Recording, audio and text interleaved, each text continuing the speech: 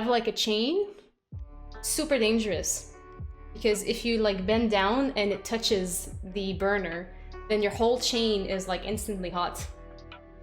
And I can't press enough how having a very hot chain around your neck must be unpleasant. No, it's not baked. Togu, I'm going to be steaming them, possibly maybe frying some as well. I might fry some. I might do both, steam and fry. But no, you don't bake dumplings. I don't think I've ever heard of baked dumplings, actually.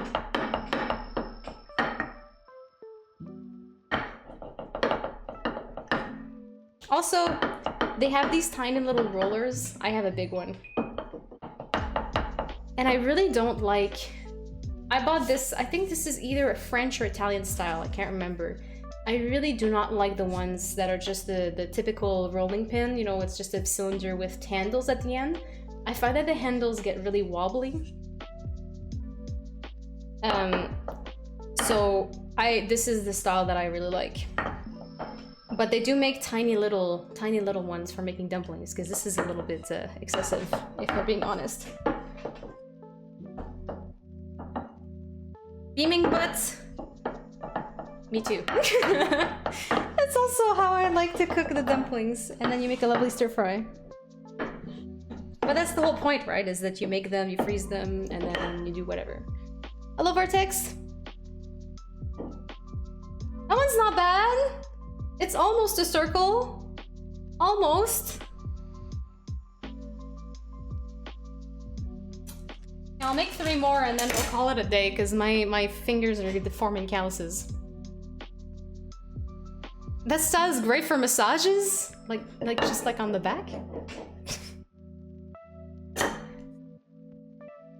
I think these are larger than I made them yesterday. Yeah, there definitely are. Oh, puppies.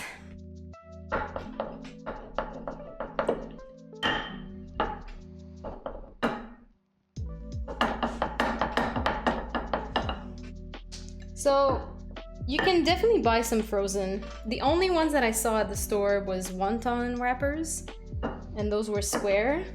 And I wanted to go for a round wrapper. I don't know if there's a difference between a wonton wrapper and a mandupi, or like a gyoza wrapper. I haven't looked that up. I feel like some of them might be made with rice flour instead of wheat flour. I'm making it with wheat flour. This is not at all... This is like a horrible heart. I did not do a very good job with this one. They're usually thin. Yeah, they're usually thin, the wonton wrappers, whereas these ones, they're gonna end up being a bit thick, but I don't know if that's supposed to happen. I think that's just a unintended consequence of what's happening with my beginner level of wrapper making. This one's definitely a lot bigger. I gotta be careful with that. Look at that! I was doing such a better job yesterday. Look at these are not the same size or shape. Oh god. Okay, I'm gonna call it a day for making wrappers. Now you know how to make it, okay?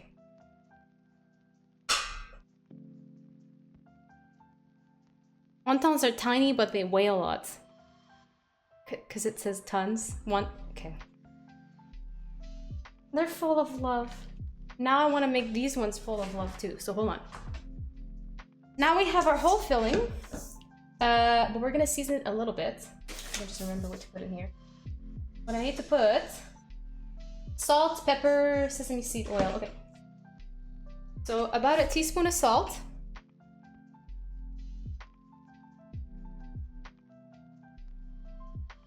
That's about a teaspoon of salt.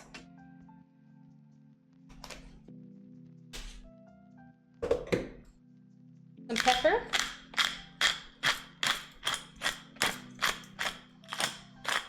Use a cookie cutter, no one will know. Oh my gosh. I'm filming this, people will know. And then about 2 teaspoons of sesame seed oil, so it's like 1, that's like 2. And then it's really funny, she's like, oh, maybe I can find it. Show you. It's a lot of fun to watch her videos on. Hi everybody. Ah! Pause.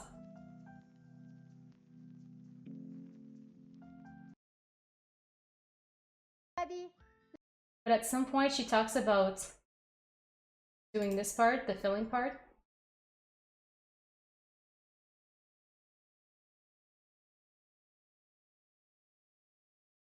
Stand by.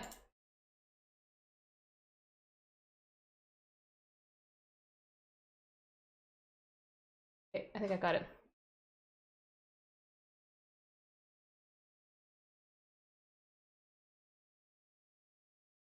So, our fillings look similar. Black pepper, around ½ teaspoon. Sesame oil, 2 teaspoons. 1, 2. See, she just squirts it in 2.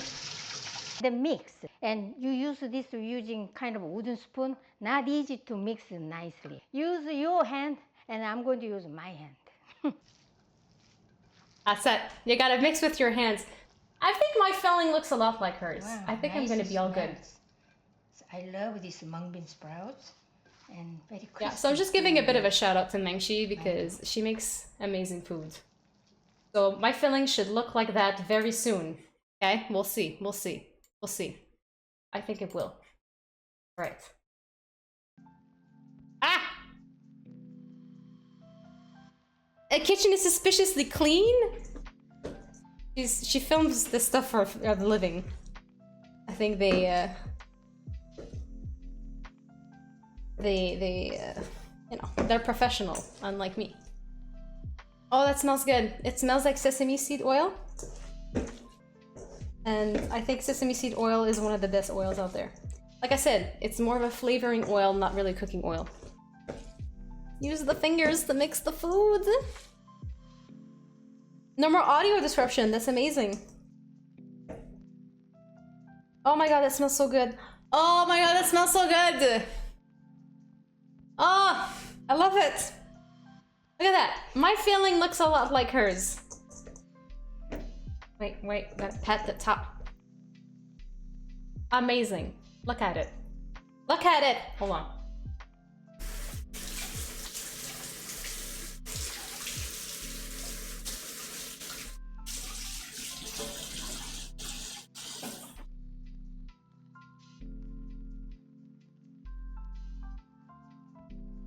Beautiful.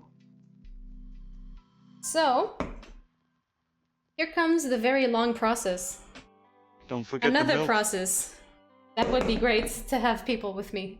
I'm not complaining. I don't know what you're talking about. It's fine. So what I'm gonna do is I'm gonna make my little station, right? So this is where I'm gonna put my finished product. I'm gonna have my filling and I'm gonna have my wrappers here. And they dry easily, so you want to keep them covered most of the time. Do I know anything to do with pumpkin besides pumpkin pie? Yes. Pumpkin muffins are pretty good, and I really like having pumpkin seeds on top of them. Pumpkin soup can be pretty good. I don't do much more than that. I like what's my mother used to call pumpkin pudding. I really like that. I like it more than pumpkin pie. It's basically just taking the pumpkin pie filling and cooking it in like whatever, a container in the oven. So it's like a crustless pumpkin pie. I prefer that to pumpkin pie. I just put it in a bowl and just eat it. Delicious.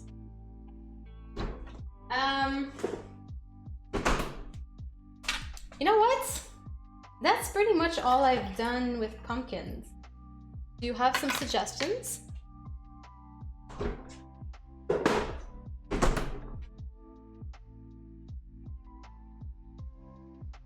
Yeah, the shell pumpkin seeds are a lot better than the...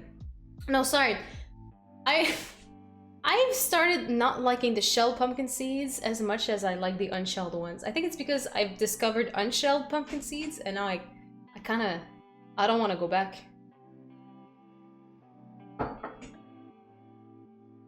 Okay, so what I need is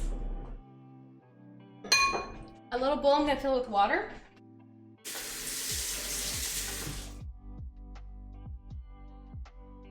Because the water is gonna be my glue. And now this is gonna be...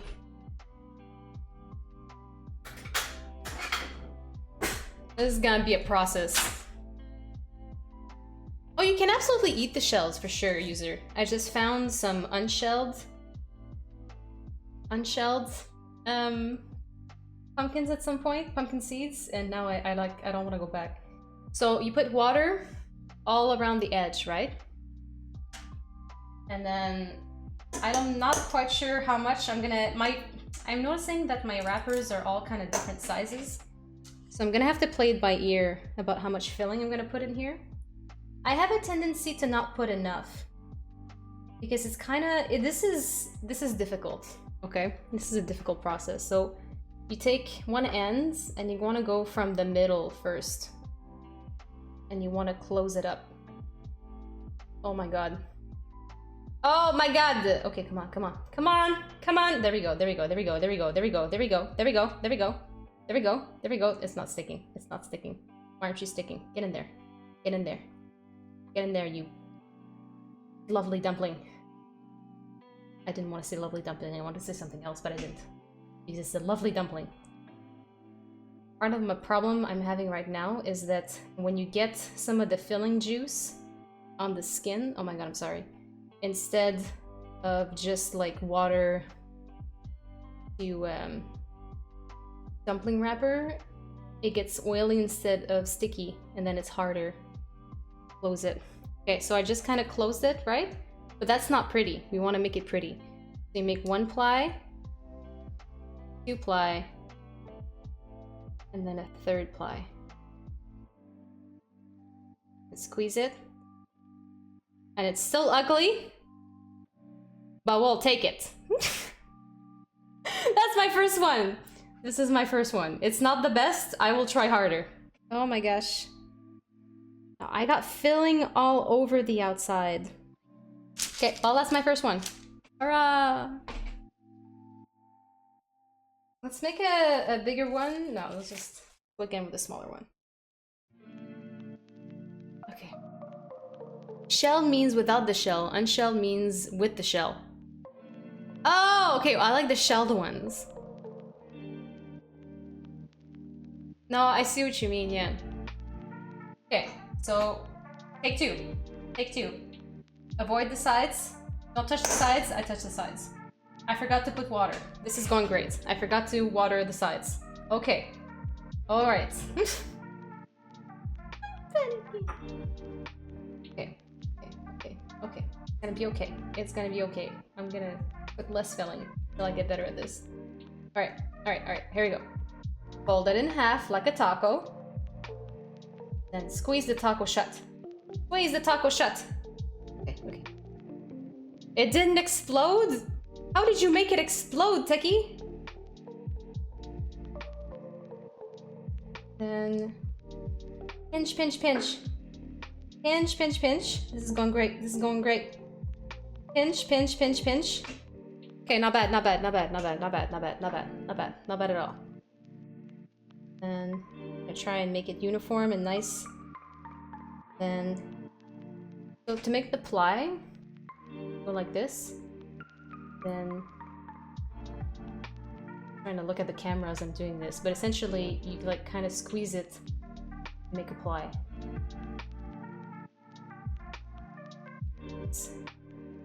And a 3rd one, squeeze. It's better! It's a little bit better!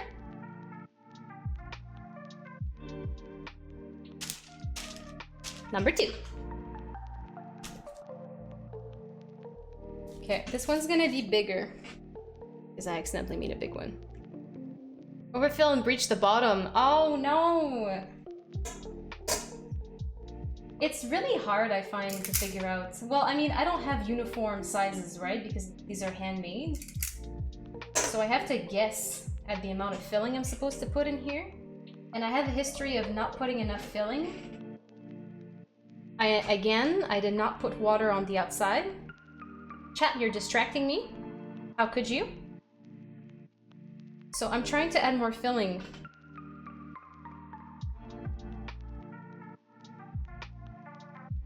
Okay, I think I added too. Okay, let's try this again. Okay, taco. Close the taco. Maybe I'm adding too much water. Close the taco. Punch it in. Close the taco. Taco is closed. Taco is super not uniform, but that's okay. That's okay. And then 1 ply, 2 ply, 3 ply, squeeze, and that's number 3.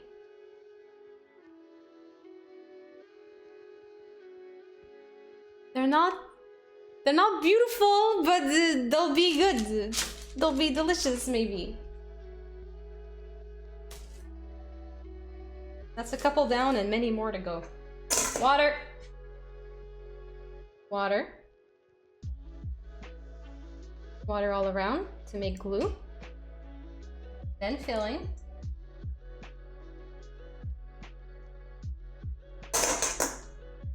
Panic. Relax. Relax. Panic. Need to relax. Close the taco.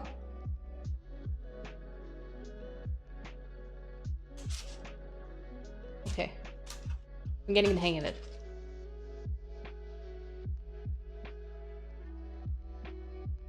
Sagebird, you can put anything you want in this. And honestly, if you have flour, you can make these wrappers. Because that's all you need. Well, you need flour, salt, and water, but I mean... I'm assuming everyone has salt and water at home. You cannot make glue from water alone? No, but by putting it on the edges, I can. Okay, 1 ply, 2 ply, ply. Please. I think they're getting better. I think they're getting slowly. They're getting prettier. That one's also big. All right, I made 4. You can't see it, but I made 4.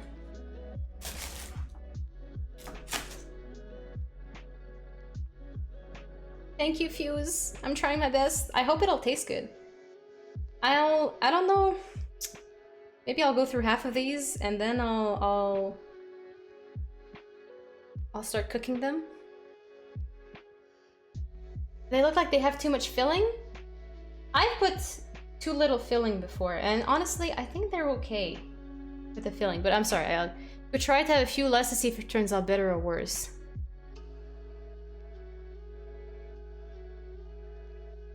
Yeah, this is not my first time making dumplings.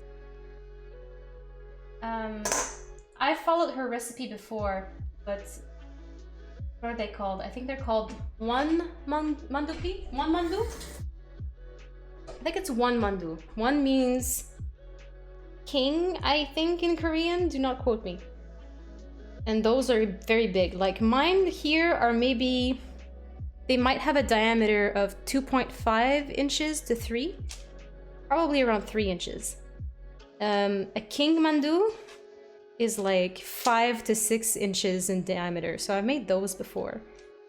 And what she does, I put a little bit less filling in this one.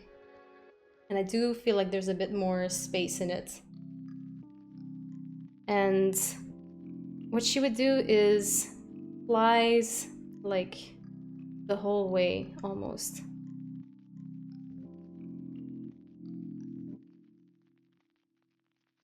So instead of just making 3, I did it the whole way. You can make all sorts of different shapes, right? So that's not at all what the king mandu was. But I made plies the whole way instead of just making 3. I took the entire length. Sorry, I wasn't looking at the camera. I don't even know if you saw me.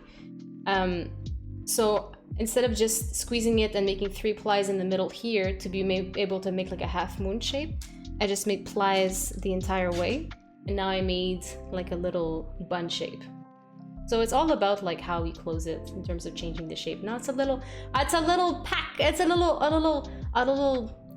The word that comes to mind is bergeron, but it's a French word. You know the thing that you put it on the stick? A little bulb. Sakaneka, oh, thank you so much. Only 5 chicken dents. Chicken dance! The Metal Rhythm game that plays like Doom Eternal came out? What? Cool. Wait. Like a whole game? For a second I thought you were just talking about that clone hero, but you're talking about the whole game? Looks like a dried fig. Crustless baked pumpkin right now? Okay, so Picel, just take your typical like pumpkin pie filling recipe. Change nothing about it. Put the eggs, you put the evaporated milk, all of that stuff, the spices, you do all of that. And then just don't put it in a pie crust. Instead, put it in like a, preferably like a glass cookware. Like one of those square ones. And then you put it in the oven. And I can't quite remember how long. I think it's almost pretty much as long as you would for a pie. And then you test it with a butter knife. And you want it to be not jiggly, you know? It's been a while since I made it, so I'm trying to remember. I think you want the butter knife to come out clean, like you would for a cake. But definitely make sure it's not jiggly, and then that should be good.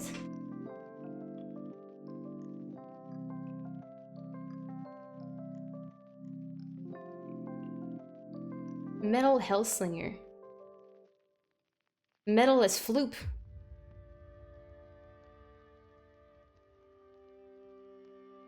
Yeah, okay, so listen to Beaming Butt. You want it to come out clean.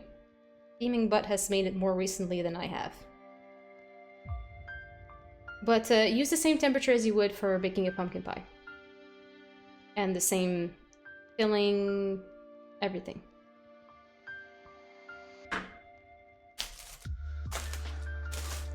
Man, fall is coming soon. It'll be stews, and soups, and breads, and pies, and apple crumble. It's gonna be so much fun. I love fall. It's my favorite season, hands down. Are they the same as gyoza? Not exactly. So, I mean, it's the same principle, right? Is you have dumpling wrappers and then you put stuff in it. It'll just be different technique and different ingredients that you're putting in it. So this is a more of a Korean style. Don't quote me on this.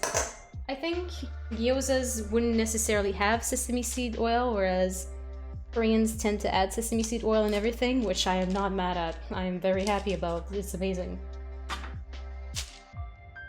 I've definitely cooked more Korean stuff than Japanese food, so I'm more familiar with what goes into Korean seasoning than Japanese. So, I mean, take everything I say with a grain of salt. Season everything I say thoroughly. 1 ply, 2 ply, 3 plies.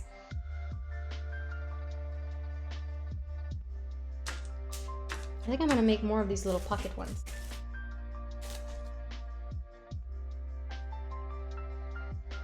Matt, me too. Sesame seed oil is amazing. A smell of decaying leaves.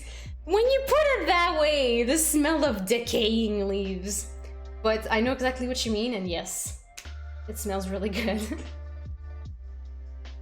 Organic canned pumpkin for pie? I mean, I don't go necessarily for the organic type. I don't buy the pie filling. I'll buy like canned pumpkin, so it's just pumpkin. That's all. The ingredient says pumpkin puree. That's it. That's what I buy. So I do a cooking or baking stream once a month, and next month, always the third Saturday of the month. And next month I'm going to be making pumpkin pies, and I want to once and for all decide what's best. If it's making it from fresh pumpkins and then you make your own pumpkin puree, or if the canned pumpkin is better, because my hypothesis as it stands is that canned pumpkin has a more interesting taste than making your own fresh pumpkin puree. But it's a hypothesis and we will test that out. Yes, I will be making a sauce. It'll be a very simple sauce, but I'm definitely going to be making a sauce. And I mean, as I'm doing this, I'm thinking Brings up I'm a going question. to... There are many different kinds of dumplings, so for simplicity, what are things you like about each? Mandu, gyoza, and pot stickers, Chinese? Ooh! I feel like I don't eat enough of them to know what the difference is. I think it's all about the filling, but I don't have them very often. Even when I go to restaurants, growing up, okay, I am understanding how to answer this question as I am answering question Team R&B. Thank you for the bits, hold on. Canned pumpkin puree would be more consistent, that's for sure. But I find that, I don't know if it's because it's sitting for so long so it has like time to develop a flavor, but I find it more flavorful. It's hard to gauge how much moisture it's got. Yeah, right? So maybe it's just being more consistent. To come back to the dumpling. So growing up, we barely ever went to restaurants. It was very rare. When we did, I'm trying to remember what kind of restaurants we would go to. I find that we would often go to like that Chinese buffet. And you know how it is with Chinese buffet. It's not really Chinese food. I mean, you have wonton soup, but like there's also a bunch of like random stuff. It's very North Americanized Chinese food with your chicken balls and Jello. A strong assortment of Jello. And the ice cream. Why am I remembering the desserts more than anything else?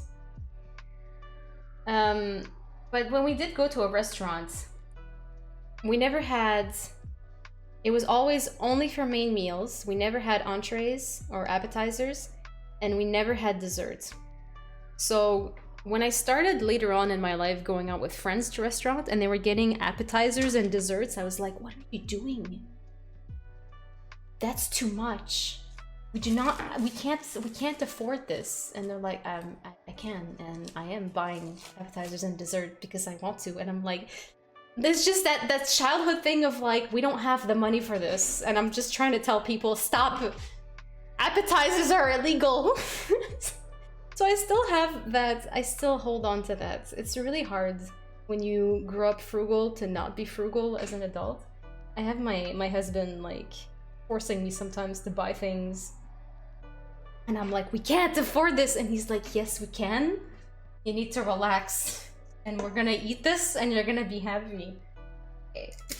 But what I'm trying to say is, I so very rarely go for gyoza or pot stickers or any sort of that kind of thing, because that's usually in the appetizer section, right? And I'm like, we gotta go for main meal.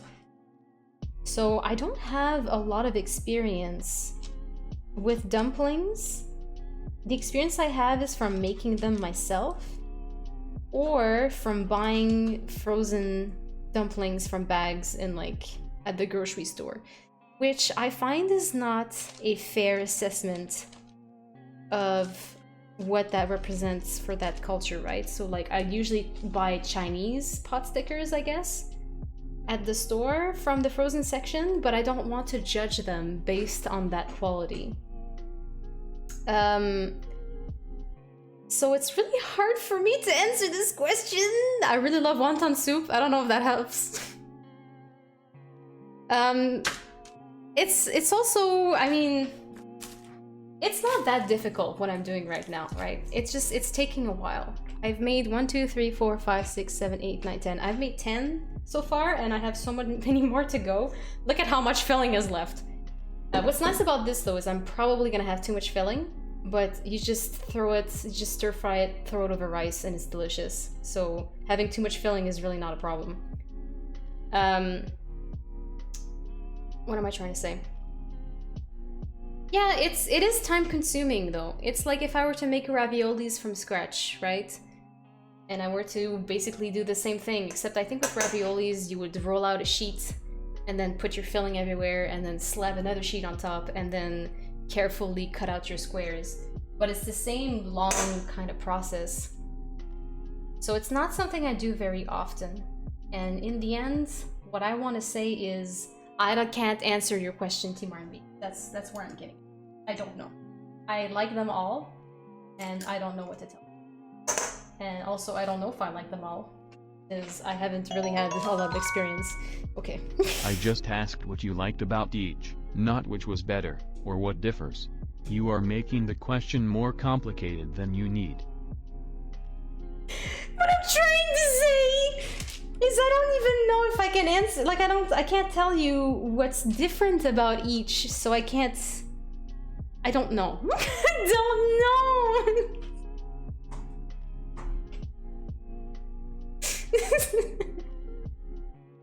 Thank you for the bits.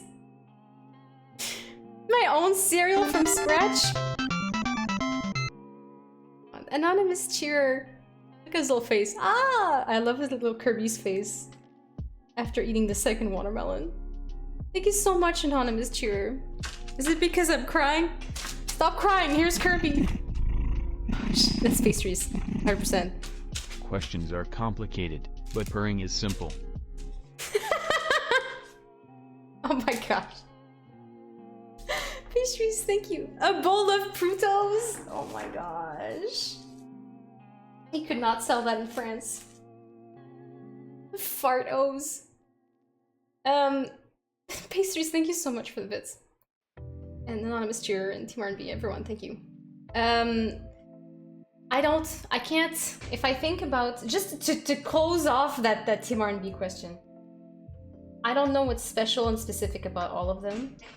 If I think about cooking technique, steamed is pretty good, and it feels pretty healthy when you're eating it. However, frying it is really nice because it's all nice and crunchy.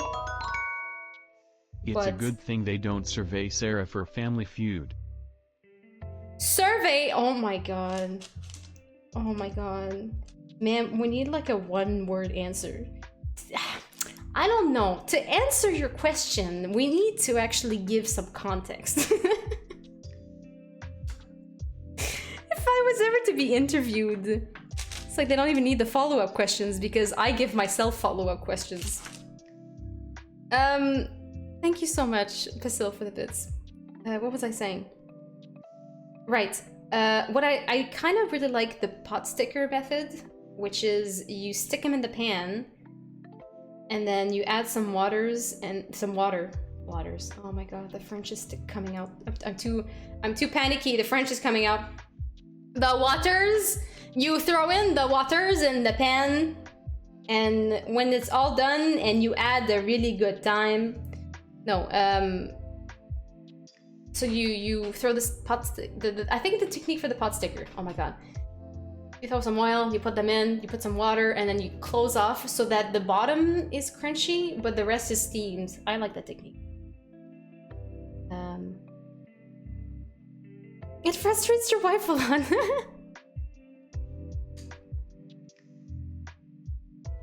Okay. So, coming back to Fuse's question. I've made granola before. And it was very good. It was when I was living out west, and I was like, I like to make homemade Christmas gifts for people, so edible things, because, I don't know, that's what I'm good at. Plus, I feel like the safest gift for anyone is food, right? Like, you can buy somebody a shirt, don't ever... Unless I tell you exactly what I want, don't buy me clothes. Every time people have bought me clothes, I've been like, ah, dang, I hate it. And it's not a reflection on anyone's, like, I appreciate that you're giving me a gift. I have very particular tastes about clothes, and you can't know, I don't know.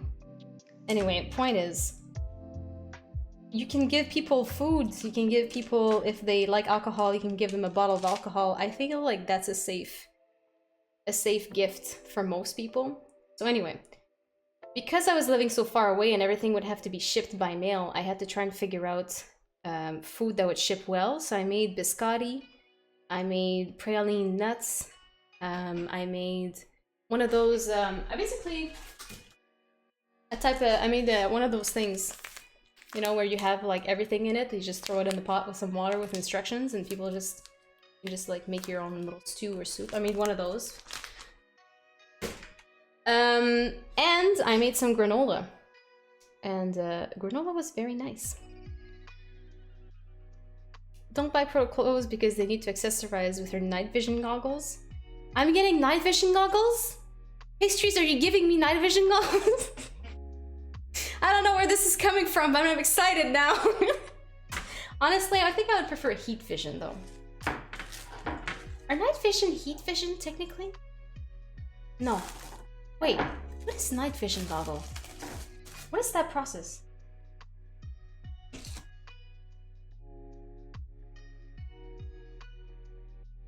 People buying you socks is the worst? I'm okay with socks. You can buy me socks. I don't mean you specifically. Oh. Socks in the throne wish list. Stop buying me things. No, for me, definitely food is a very safe bet. Because there's so very many few things that I will not eat. I will tell you the things I will not eat. The first one has always and forever will be water chestnuts. Or whatever they're called. Those white disc, crunchy white discs that come in those frozen vegetable mixes. For the love of all that is precious in the world, I cannot, okay? Night vision amplifies visible or near red light. Infrared picks up on total different wavelengths. Okay, well pastries, I don't know if you can return your gift. Look, you should have asked me before buying me goggles. I would prefer heat vision, thank you very much, but I will be grateful for whatever. Water chestnuts are the worst. Thank you, Pasil. Pastries, I'm making jokes, by the way. Some of the detectors slightly don't overlap with human vision. They see things like the flashes from your TV remote. Oh, that's cool.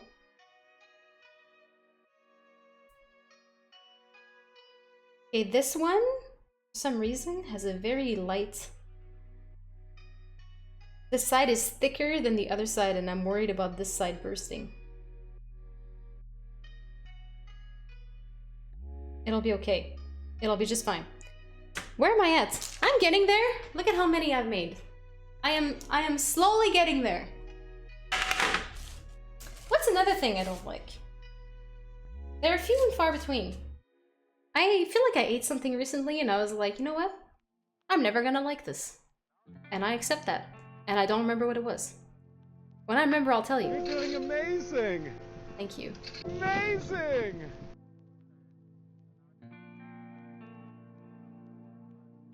The, nothing is doubled up today, eh? Oh man, you said mung beans? I don't know. I'm not quite sure what those are, but you just reminded me of something. I am trying to like this, okay? Also, next time I think I'm going to cut my... Oh, I'm getting hungry. Oh, I could taste this filling. It's no problem. Everything's cooked. Ah! Probably gonna taste it in a second. So, also I can smell this and it smells amazing. And it's making me very hungry. I think I overfilled this one. What am I saying?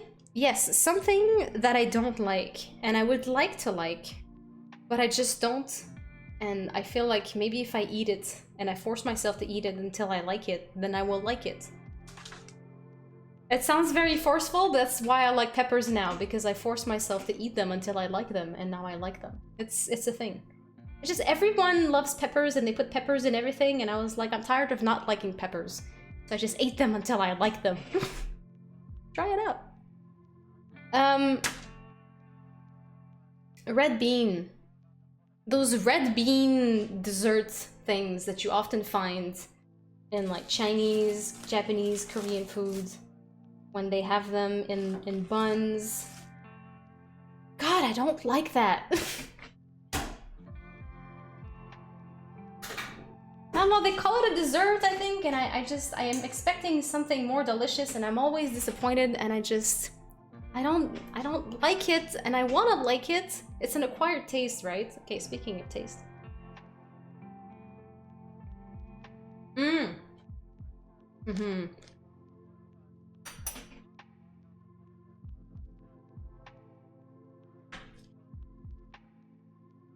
It's like, it's garlicky.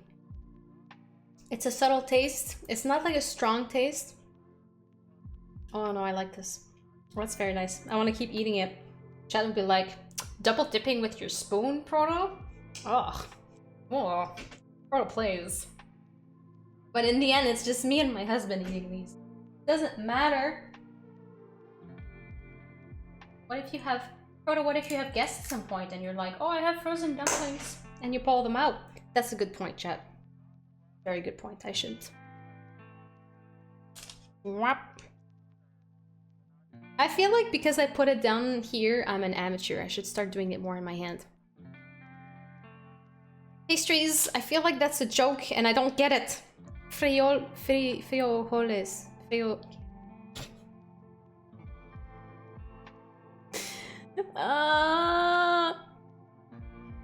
I did. You know what? When I was a kid, and we used to go to my my uncle's house who had a pool, and we would have those like mini frozen pizzas for lunch because there was a lot of kids. So it's just like, look, I'm gonna stick these in the oven and you're gonna eat it. And there were some that were just pepperoni and cheese, and then there was the all dressed, which had onions, which I had no problem with. Green peppers and mushroom. At some point they ran out of pepperonis and they were like, just have the all dressed one. But I don't like peppers and I don't like mushrooms. The mushroom was a childhood trauma though, so I had some good reasons. Well, just pick them out. And I think probably a lot of you can relate to this. You cannot just pick out mushrooms and peppers from a pizza. It's the taste, it's impregnated into the sauce. It still tastes, though you do not get like a full flavor of a bite of a mushroom and a pepper, you still taste it in the sauce, okay? You can't just take it out. Anyway. But it's just little things like that where at some point I was like, okay, that's enough. Like there's peppers everywhere and I'm tired of just being like, oh, I'm just gonna pick this out, or like, there's pepper in here. So I learned to like it. You never heard all dressed? All dressed is a thing we say a lot in Canada. We have all dressed chips, we have all dressed pizza. That's about it, actually.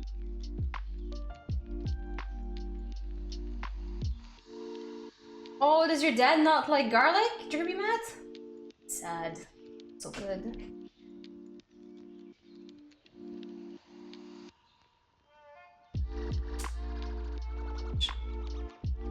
A naked pita is just cheese? Extra cheese is... No, that's not how that works.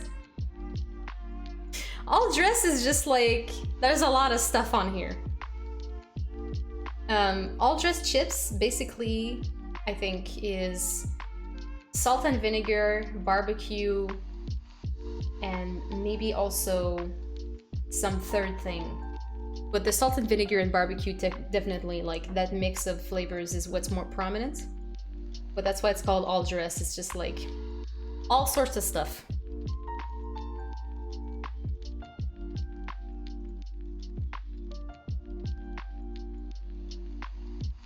Chat, I'm hungry. Chat, I can't take this anymore. Chat, I'm gonna start cooking some. Screw it! We're gonna start taste testing. Okay, I've never used this. Like, I've seen stuff before, but I've never used this one, and I'm concerned. Where's the water level?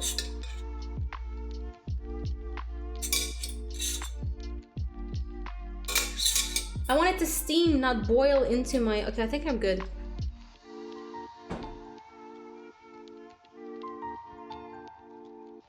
So, to steam, you put a little bit of water at the bottom, like an inch or two, and then you put your steamer, whatever it looks like, on top, and then when the water is boiling, you reduce the heat, you put some dumplings in, and you put the top on, and you don't touch it until several minutes later, or else you let the steam escape.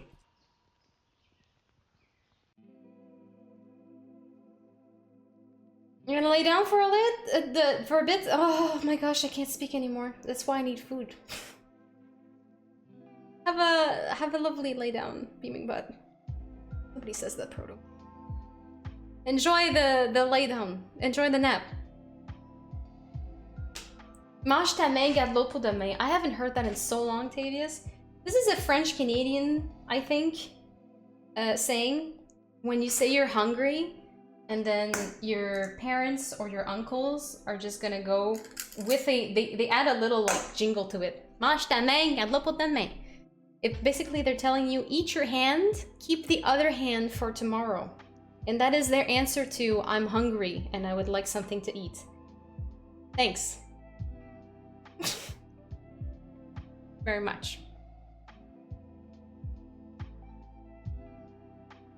Oh, your mom would say that too? Okay, well then it's not just a French-Canadian thing. It's just a French thing. Eat your hand, keep the other one for tomorrow. Give me a snack. 1, 2... So, something that I am noticing right now is that my wrappers are getting quite soft. And I think that is because they've been out of the fridge for a while, so I think I'm gonna stick these back into the fridge. Maybe. I don't know. I'm thinking about it. So what I'm thinking of doing is I'm going to steam some and then taste test them, and then I'm going to make some more after I stick this into the fridge and make them a little bit harder. Like Marky Mark. Pastries. I don't know who you're referring to. Marky Mark was an annoying coworker that I had back west, and we all call them Marky Mark behind his back. What does it mean? Wait, is that an insult? Oh my gosh. Rim Frostin', I'm making dumplings and I'm about to steam some.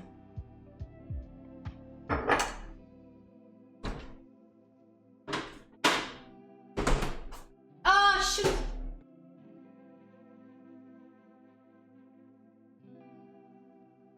You know when you turn on the wrong one? I turned on the wrong stovetop thing.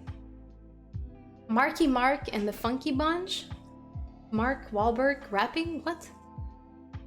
I have no idea what you guys are talking about. Trying to think of soft rappers? I'm sorry. I am ignorant in so many things.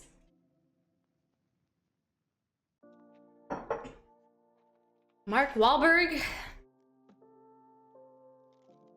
If you show me his face, I'd probably be like, oh, I know who this is. The name rings a bell. You know what I did yesterday? I watched one of my favorite movies. It had been many years since I had watched that movie. And it's called,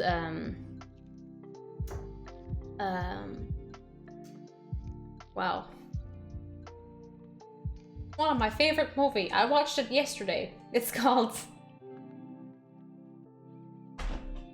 Equilibrium! It's called Equilibrium! Oh my gosh. So it had been so long since I watched that movie. Anyway, I started watching it, and the two first actors that you really see, like not like just extras, like actors, was that dude from Batman. Oh my gosh. What's his name? The dude from Batman, and then Sean Bean. And it's like, I didn't, and this movie was Christian Bale and Sean Bean. And it's like they're so recognizable to me now, but back in the day when I was like much younger and watching this movie, it never clicked. I never like recording this in my head that like, oh yes, Sean Bean and Christian Bale are in this. But also Sean Bean, we come back to the whole Sean thing, where it's just like his last name is Bean. His first name should be Sean Bean. But whatever. I got over it. I know it doesn't sound like I got over it, but I got over it. It's Sean Bean. I get it. Okay, it's boiling. You're stalling. It's boiling, so I'm gonna put some dumplings in.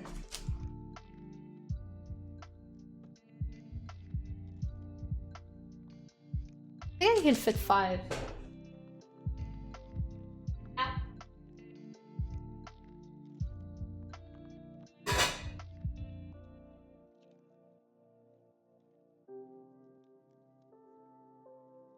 So what's nice about this is that I'm just cooking the wrapper because everything inside is cooked. So we're just, we're not too worried about like raw pork. We're not worried at all about raw pork actually. So I'm gonna make the dipping sauce. Yeah, should be good. You don't know Sean Bean? Are you joking? Can't tell when people are joking. Boromir from Lord of the Ring is Sean Bean. Yeah, they have the monks in Equilibrium. I love that movie. I absolutely love it. I didn't remember much from it, and now that I've rewatched it again, I'm like, yeah, I love this movie. So we need equal part soy sauce and sesame seed oil. Nope, that's not true. We don't need sesame seed oil. Equal part vinegar and soy sauce.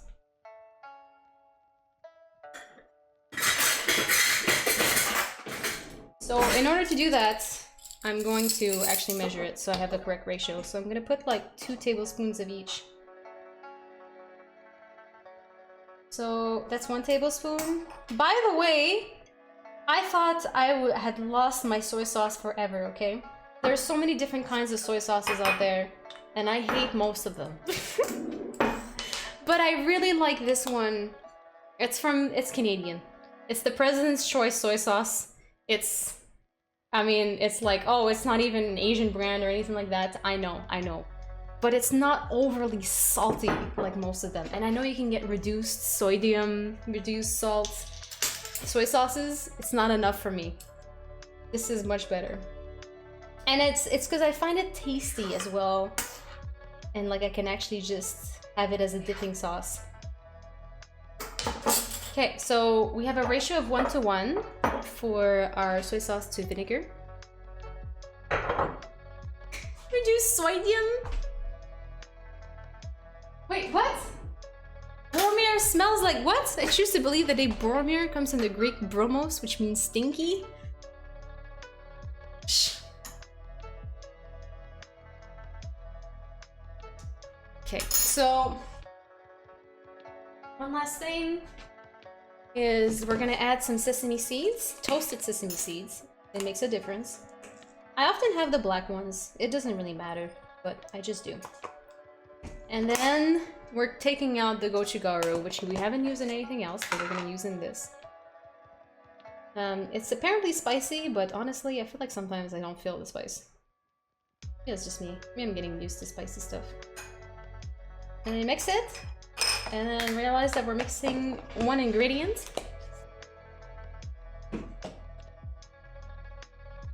Which is some green onions.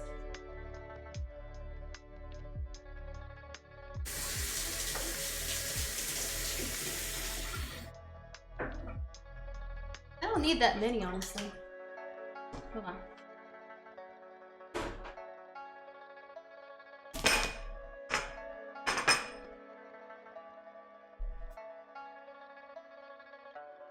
Where's my knife? Got it. So I'm just gonna cut a little bit of it.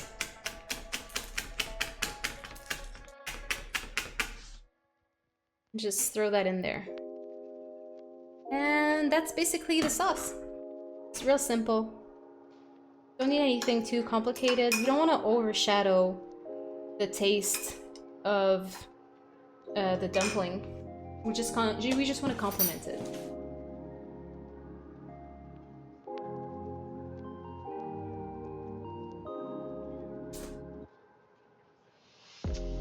And that's it.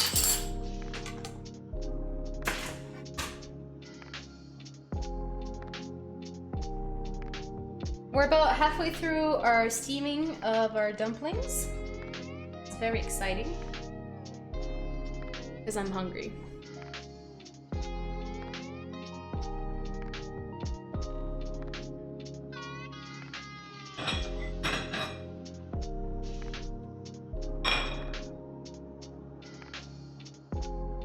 Two minutes is too long.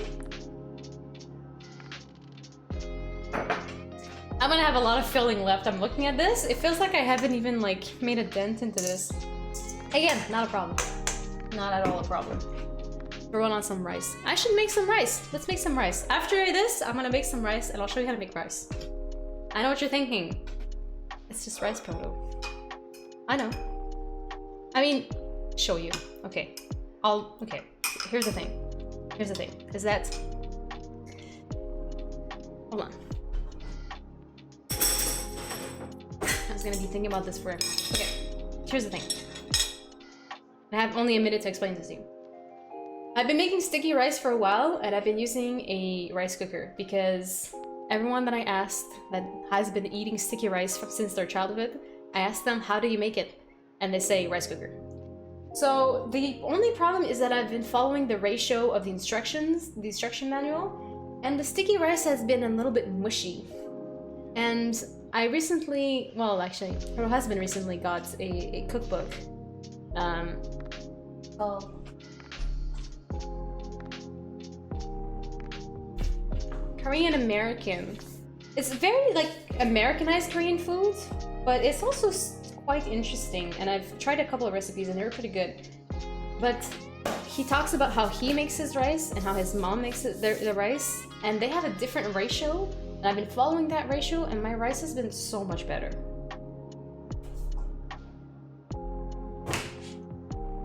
So I guess what I'm trying to say is floop instructions. Follow people's recipes. Don't follow the instructions on a manual of some sort of company who's made some sort of product. When it comes to making sticky rice, you have two options. Either one, take the L, or two, use a rice cooker. I always had such a hard time making rice over stovetop. Woo!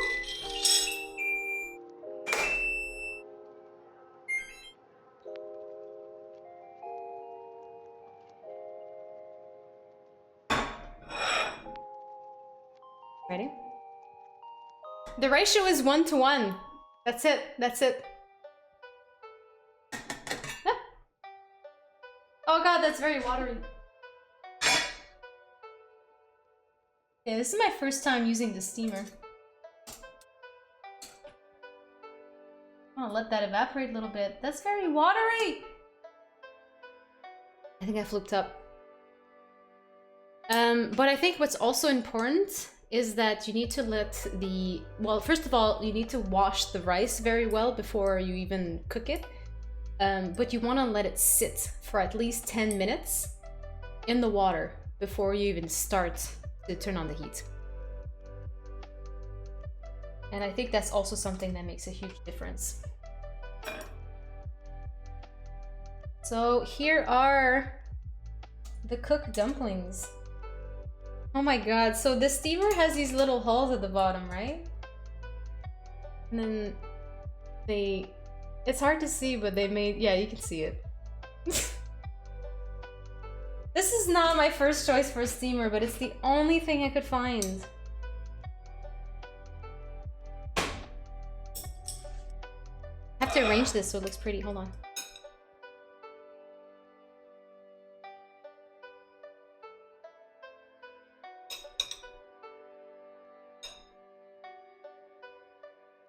Look pretty, damn it! Oh, wait. I can make this look pretty. Hold on. Ah, there we go. Just gotta, it's the presentation. So here it is. Those are the dumplings I made today. I steamed them, and I think I'm gonna try and fry some... Oh, maybe I should make the soup, eh? I got time. Okay, so... That looks delicious. It does, let's try it. I hope I'm not gonna burn myself. So I'll try it without the sauce first.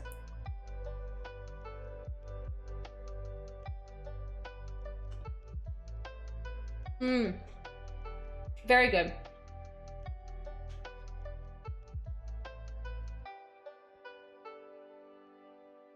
Hey, Chris. Wanna try it with the sauce? Ah. You're not supposed to dip it in after taking a bite, but this is mine, I don't care. But that's when the filling starts going into the sauce. Did I see all the Chun-Li aprons? I did not see the aprons. Pisil, you gotta be careful when you look up Chun-Li. I'm gonna end it at that, but you gotta be careful. I didn't see that there were aprons, but honestly, my mom made me this apron, and I don't think I could ever change. I feel like I'm gonna wear this until I'm a grandma. And still after when I'm a grandma as well, it's not gonna stop. Okay, hold on. Right, the filling. So the filling is pork, zucchini, onion, bean sprouts, tofu, garlic shoots, green onions, and then salt, pepper, sesame seed oil. I think that's it. Ooh, this is slipping. I waited too long. Okay.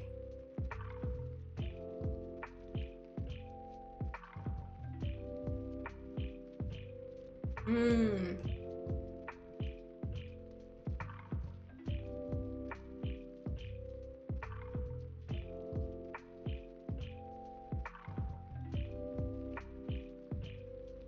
Mmm.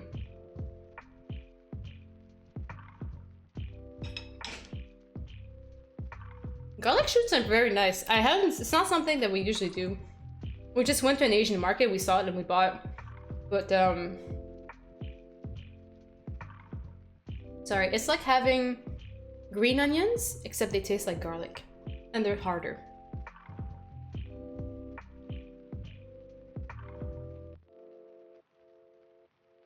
Made something veggie? There's pork in here, Techie. Wait, what are you saying? Okay, I'm gonna have another one, and then I have to go give these to Proto Husband.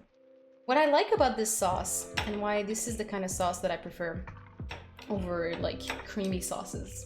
Sometimes they come with creamy sauces, I think. I really like the sourness of the vinegar. It's very nice.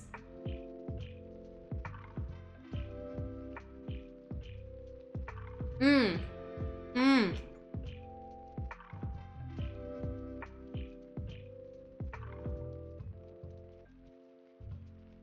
So again, I find that the gochu garu is not that spicy. But I can taste it. And it's very nice. But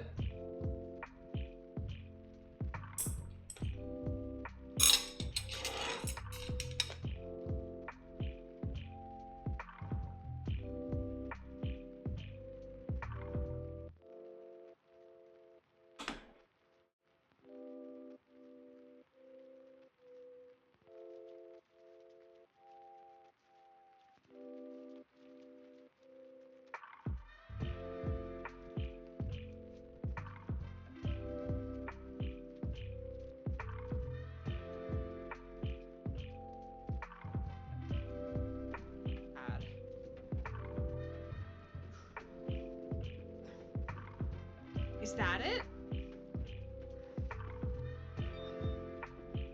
That was perfect. You pressed the button and it was like, what?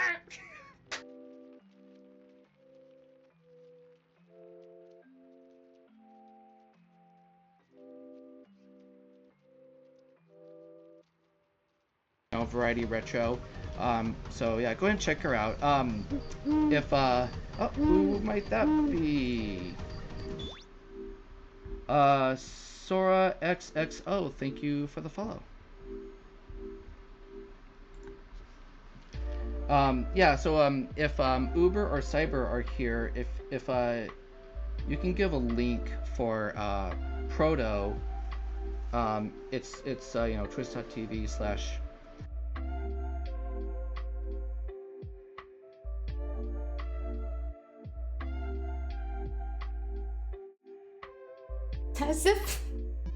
As if the channel was about me. 力ねん。あったー。ごめんなさい。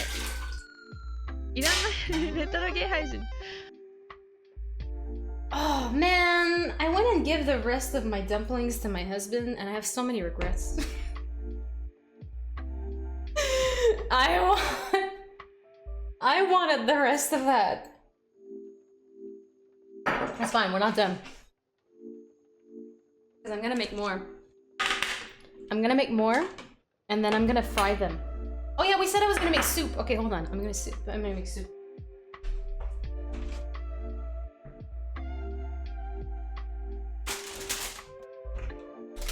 Okay, so making soup is pretty easy. I don't think I'll use that. I'm not too sure what my ratio should be. I'm gonna wing this. I'm just 100% gonna wing this.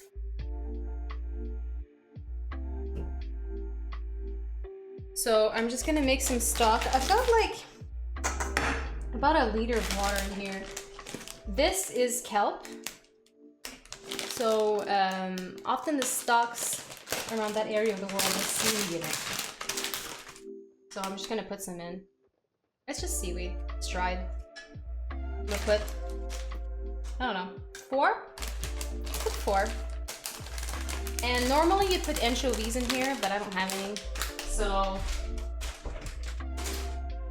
adapt. And my way of adapting for this is gonna put some fish sauce in here. Ooh, smell that. It smells horrible. But it's fish sauce. Fish sauce isn't needed a lot. I put like half a teaspoon. Probably too much. It was probably too much. Doesn't matter, I'm winging it. Okay, I'm gonna cook that.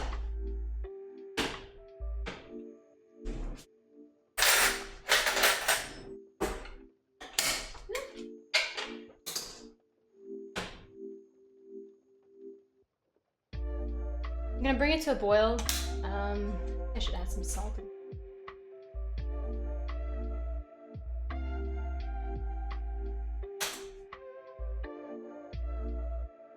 Then while that's boiling, I'm just going to what else was in that Didn't you learn anything from Bilbo? You give them but take one for yourself? What do you mean? For the dumplings, I ate 2. And then I gave him 3.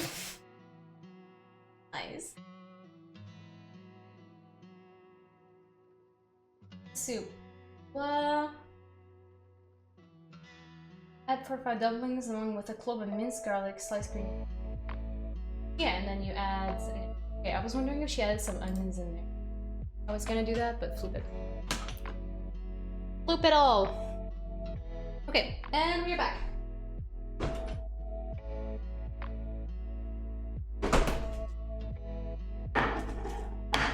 No, I thought I'd be safe from the heat. Because I was like, I'm not gonna be turning on the oven. I can wear some jeans. And now I am super warm. Alright, thank you for dropping by, Dicky. Have a lovely night.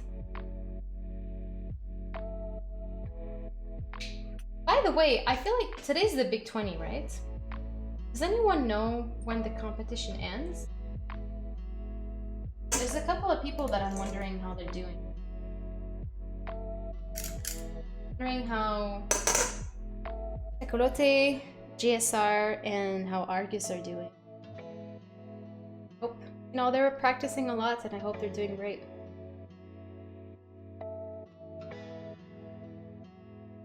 Hope it's some of their best runs. I didn't get too nervous. I feel like I would get so nervous if I were to be part of a competition. I'm really bad with competitions. I used to do, okay, a little bit of proto lore, as you guys like to call it. When I was, I don't know how old. No more than 10. I used to do ballet. And apparently I was really good. I say this because my teachers would say stuff like, you're natural, you're really good at this, you have natural rhythm. And I was also put front row, or like the dance recitals. And I wasn't really used to being front row anything, you know, like a gym, one of the last people to get picked kind of thing. But I was front row when it came to ballet. And I really loved it. It was a lot of fun. I got a tutu.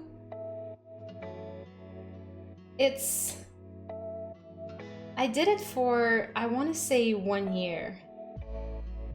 Because what happened after that was, at some point, at the end of class, as everyone's packing up and ready to go and the parents are starting to show up, teacher pulls me aside and she's like, next week we're going to evaluate you. And my whole world came crashing down. It was like, evaluate me? What? What does that mean? We're gonna dance alone in front of 3 of the teachers, and we're gonna evaluate your progress, and we're gonna be, you know, depending on how you do, we're gonna move you on to the next level. And I don't quite remember how dance works, but you have different levels, and for ballet, definitely the next levels, you start getting closer to going on the, I don't know what you call it in English, the point. You know, the ballet shoes, like not just the little soft one, but the one with the wooden block where you like stand on your tippy toes, like actually stand on your tippy toes and your toes bleed and all that kind of stuff.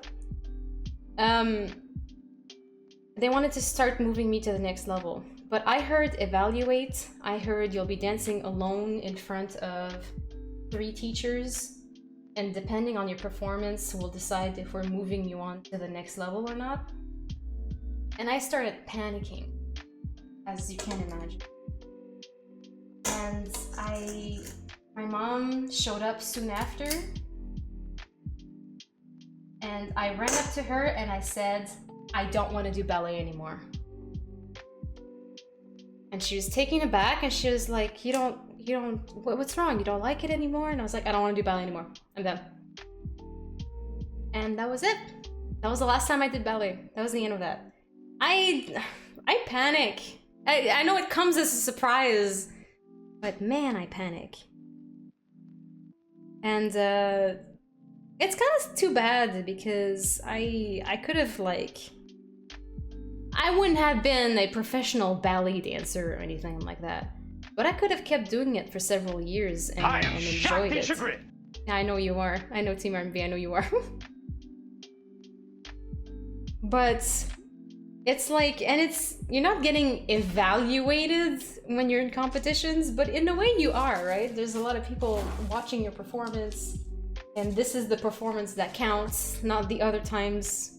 The other times you did so good, and the other times, like, it's not like a speed run you're just doing on your own, and if it works, it works, if it doesn't, it doesn't, and when it works, it's recorded, and that's it, that was the time, right? It's like, you get one shot. And I'm not very good at that. I kind of regret it, but still. I definitely have that mentality of having a hard time with being evaluated. And I think I know where it stems from. I think there was this one event in my childhood that made me absolutely terrified of being evaluated. And it's kind of too bad. Because it's following me. You know, it's one of those, like, they call it the formative years. Shitty events that happen in your childhood that follow you into adulthood. Kind of sucks. I can hear boiling.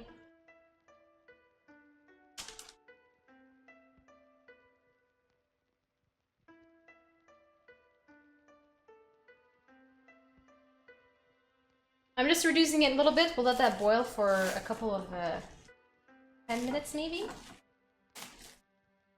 I'm getting pretty good. After this one, there's only 2 layers left. Evaluated for every time for everything. Hate a lot of those things. Played piano and loved it. Hated the evaluation portion. Yeah, right? Right? Team R&B, exactly. It's like, I just wanted to play. Couldn't you just not tell me you're evaluating me? Like, did you have to tell me? And you could just say like, yeah, you did really good. You've been doing really great. Let's try some harder, some more difficult pieces, which is technically you moving on to the next level, right? Do I have to be evaluated? Where does that stem from? Is it because your parents are paying for a lesson, so they want to see progress, so we have to show the parents progress by showing them ability levels? Like, I don't know, it takes the fun out of it. Yeah, Signal, excellent! You thrive when things are do or die? The thrill of the fact that it all comes down to this? Oh man. I mean, I guess for some people it's really nice, but I'm just not one of those people. It's like you just suck the fun out of it. Want to race bikes as a kid. Terrified of going back there in the spotlight, so you didn't. Not too bad. I guess it's all about down to character, right? Some people actually love it. Some people love the crowd. You know, I was half joking the other day when I was trying to do something on a game, and I was like, "Stop cheering for me!" But honestly, like, I kind of don't like that because it adds to the spotlight, and it's also like, oh, look, my friends and family are here. If I fail in front of my loved ones. Great! Most people want to compete at every aspect of life. Is that natural, or is that something that's ingrained in us because of all, like, even your little side activities are all evaluated? I'm just kind of like asking questions out loud. Fliplanders. I'm wondering, because definitely some people love it, like Diego loves that. I hate it. It comes down to personality, but I wonder how widespread it is. Maybe it's a minority of people who hate it. I don't know. It's kind of the same thing with like asking for a raise, or like when you're being interviewed and you have to negotiate a salary. I hate that. I get it. Hate it. Suck at it. The first time I had to negotiate anything, first of all, I didn't know I was supposed to go in there and negotiate.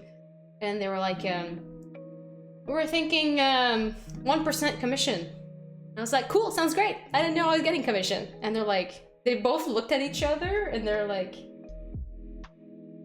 okay, we were lowballing you and now we feel bad, so why don't we bring it up a little bit to give you a decent salary? And I was like, alright, thank you. I didn't know I was supposed to negotiate. Hate that stuff. I got pity commission. Yeah, exactly, we got lucky, she doesn't know shit. Except they felt pity. They were like, oh, but then her salary is really low because the commission's supposed to come in, and oh my god. Everything in life is about competition. Yeah, I mean, some people thrive with the competition. I kind of get that. Some people like sports, they really like it. You want to win, you want to be the best. I mean, I get that. I would also like to win and be the best. But I would like it to be done quietly and not in front of with numbers and expectations. Like I said, that speedrun thing would be good if I were to like, I don't know if I'd enjoy doing a speedrun because like you have to play a game like hundreds, thousands of times. But you do it on your own terms and it happens when it happens, right?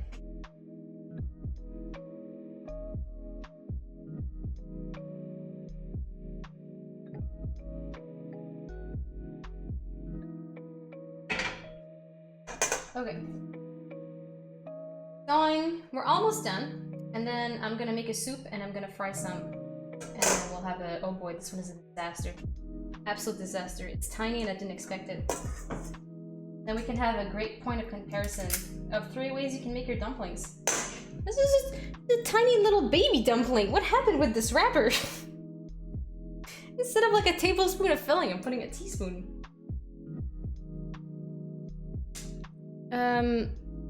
Question. Have you seen the movie Black Swan? Yes, I have seen it.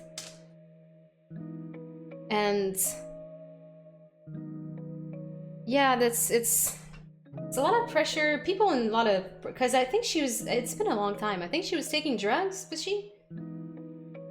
You hear about cooks taking drugs too. Like, it's sometimes in a high pressure situation, you're just trying to find a way to help yourself perform more. It is more of a male thing, but I wouldn't put it as a rule. But generally speaking, yeah, it's more of a male trait, if you will, to want to cook. Only natural, but definitely not for everyone.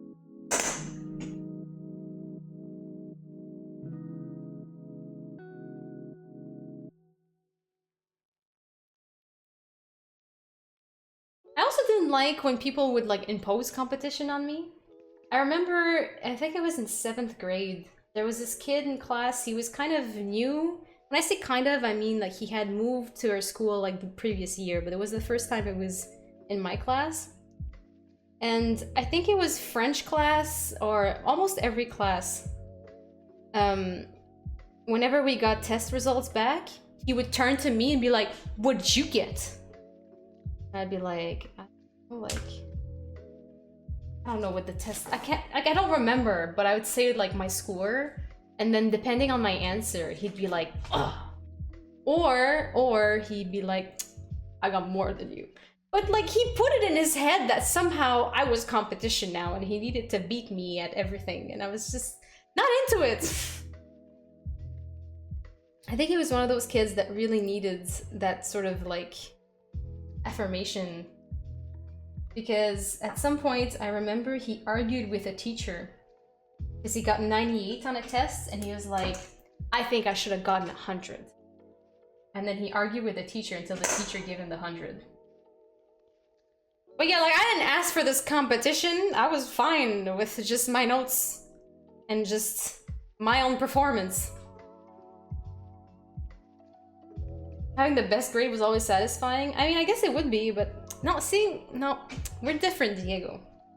I'm not saying one is better than the other, but like, I don't know, it's not for me.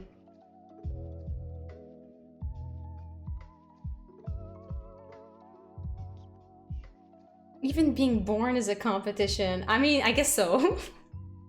You're not really, it's not a conscious competition.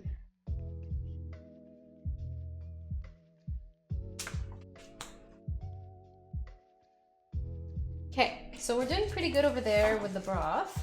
I got 5 more and then we're done. Let's just push through. Do the 5 more and then I'll make the soup.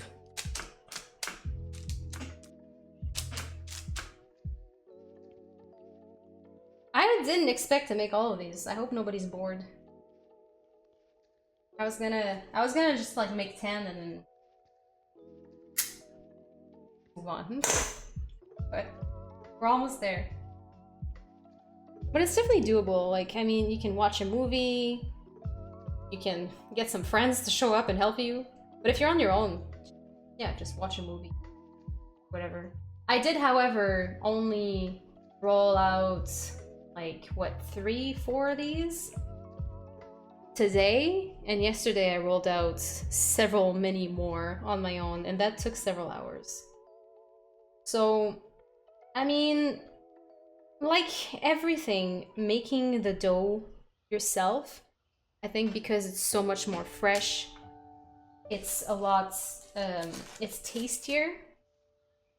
But I think that buying the dough frozen at the store is also, it's not such a big difference in quality. It's noticeable, but it's not a deal breaker. So I wouldn't worry too much about just buying it. And then making the filling is typically very quick and easy. I had a sort of complicated filling, like it had several steps to do. I can make something even simpler. And then doing this is not that labor intensive. It's not that difficult. And like, even just when you're making it, you can correct your mistakes. Like when I started the first ply here, I had a big gap and the second one wouldn't fold, and then I made a third one and I just squished it all together and it's all gonna be okay. So it's not a big deal. So I would recommend people making this if they can, if they want to. It's very satisfying, it's very tasty. And I don't know, it's just the kind of thing that you feel really proud to having made. Like look at this. Doesn't that look cool? It looks cool. You show it to people and they look all impressed, I imagine. And yeah, it's not that hard. It's just like, how long have I been streaming? 3 hours? It takes a while. Thank you, Toku. That looks delicious. Sorry, I haven't been. I've just been talking to myself. Sort of. When people say they're not competitive, I like to say I'm even less competitive. Oh my gosh, pastries. Yeah? You think you're not competitive? I'm so much less competitive.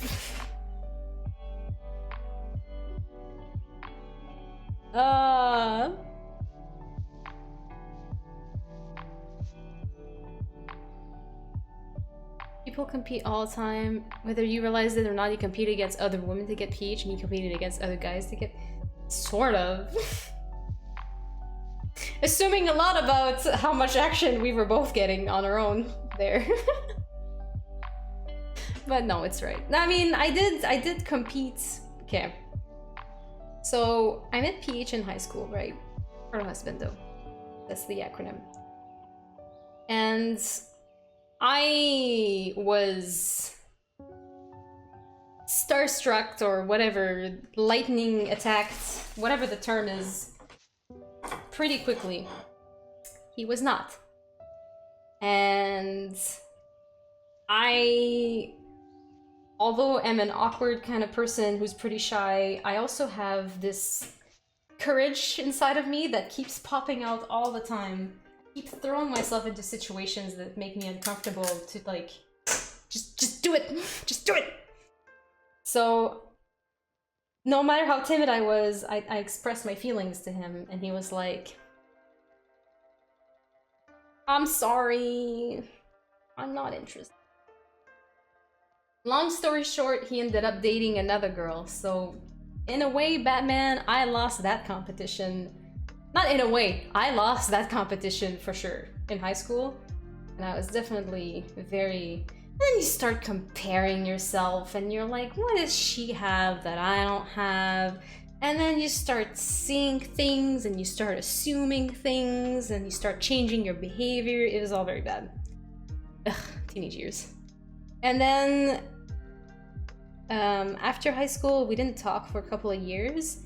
And then, yada yada yada, we reconnected. And we were both single when we reconnected. And then the rest is history. I did win in the long run, but you're right, I did lose that competition for sure.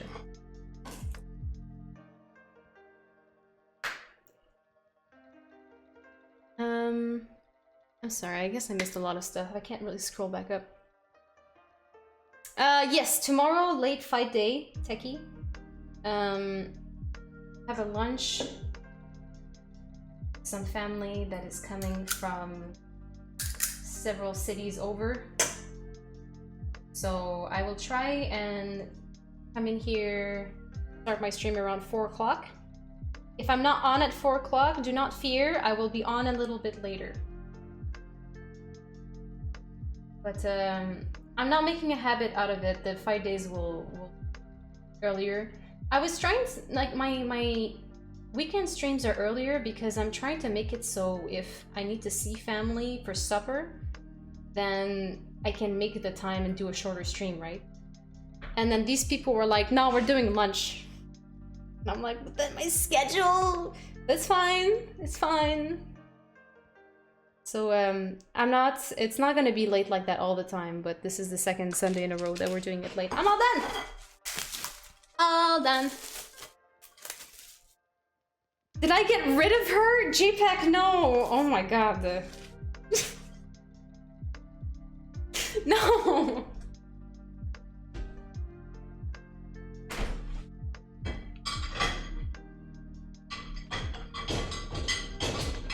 I'm not gonna sit here or stand here and talk about reasons that other people broke up. It's not my place. But I had nothing to do with it.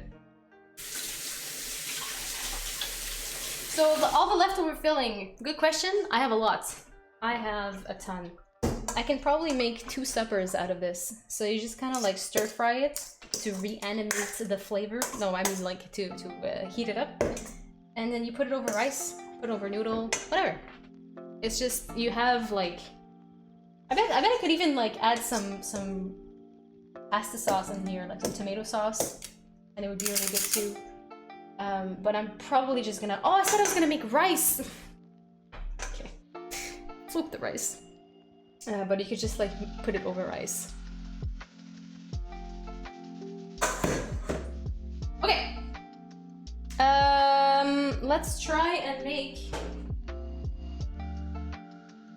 So I've got this broth going on, pretty good. So what I'm gonna do is I'm gonna take out the kombu. Apparently you can eat this. I tried it. It was very unpleasant. But you can eat it. It's one of those things like, first of all, you've already extracted all of the nutrients and the flavor out of it. If you've ever made, I don't know if you've ever done that, if you ever made like a chicken broth and there was still meat on the bones, and then you try and eat the meat off the bone after you've made the chicken broth, it's like watered down chicken. Like it's almost tasteless and the texture's kind of weird, and that's why they say just throw everything out after you've made broth. You've extracted everything out of it.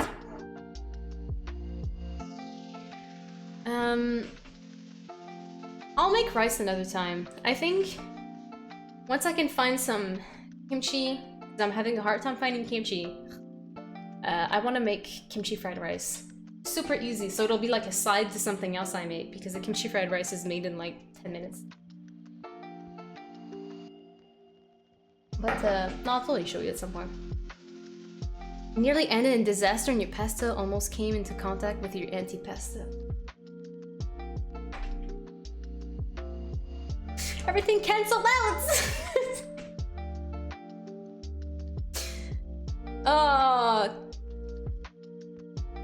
Going serious with a girl wasn't something that interested you back then in high school. I mean, I feel like a lot of people are like that too. It's like you just want to hang out, have fun, and not like get into a big commitment. Some people are. Some people have like high school sweethearts and they get into a big commitment.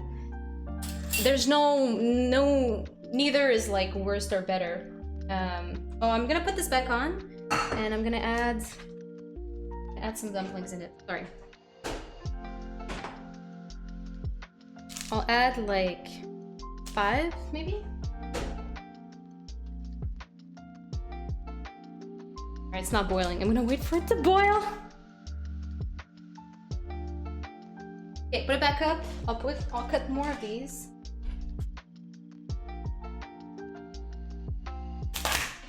Throw some green onions in the soup.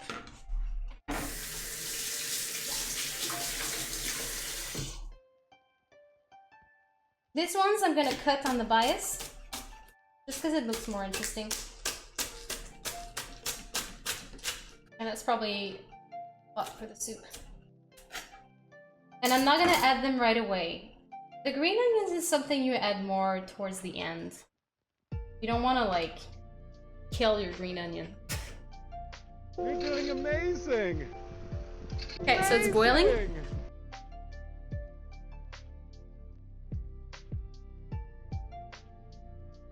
This one's smaller.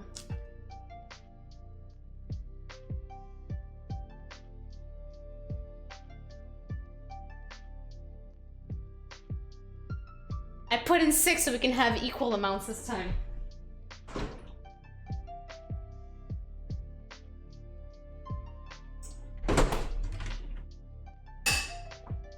I'm trying to think how long this is gonna take to cook, because if it was a noodle and it's a fresh noodle, it's like a 2-minute thing, right?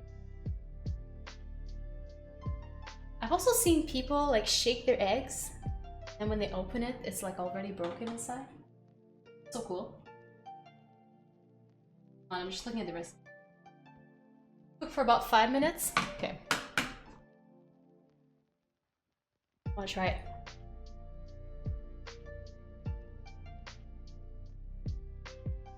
A goth proto emote. There's no good goth proto emotes. I wasn't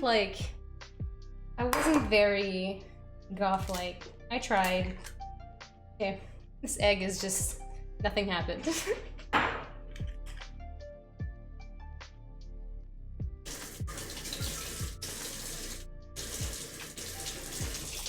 I tried, but I didn't have a lot of money, so it was mostly jeans and black t-shirts. It was more that I was feeling like a goth on the inside, you know? So what I'm doing right now is I'm just preparing for like the last minutes of my soup. So I'm just boiling the dumplings in the broth right now. And then at the last minute, I'm gonna add the green onions. And then I'm gonna drizzle the egg into the broth. So I'm just doing this. Proper goth is super expensive, absolutely. And there was a proper goth at my school. Look, going to the local goth store, getting all the nice stuff. I was jealous. Not envious, jealous. Shaking doesn't work, and the trick when you put it in the middle of a long sleeve or stocking and then spin it didn't work either. Pastries, when you did that, did the egg break? You can tell me. I've seen it. I think I've seen a gadget that does it, but maybe they were lying to me. There was a gadget. Poser proto. Not a poser. I was feeling it on the inside. It was goth. How dare you? Has it been 5 minutes? I didn't put a timer.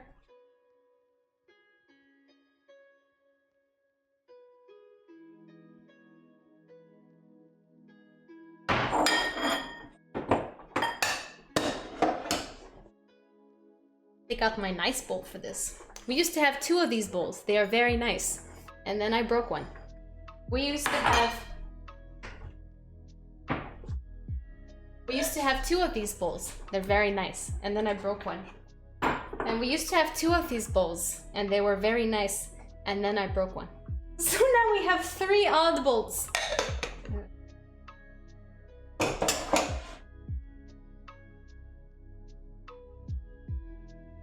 Spin it like egg centrifuge, yeah, with the egg in the center. Left half and the right half of the fabric tube, right? You twist each end, and then you pull on them to make the egg spin. Okay, like a thing, yeah. Okay, I thought you were spinning it. It's the tiny stirring bar on the inside. Oh my gosh.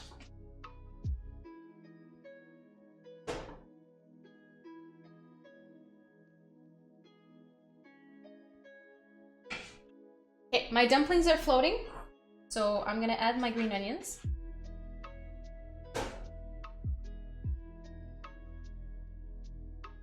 I feel like I didn't salt this enough.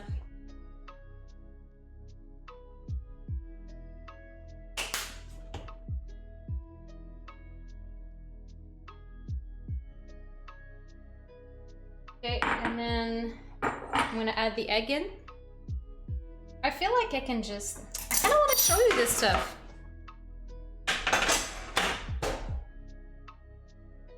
Should be hot enough. So... I'm gonna...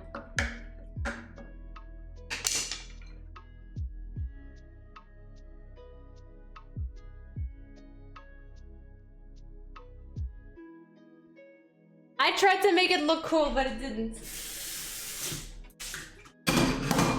I'll put it back on. Okay, so that's almost done, which is good because I'm hungry again. I'll let that cook for like 30 seconds.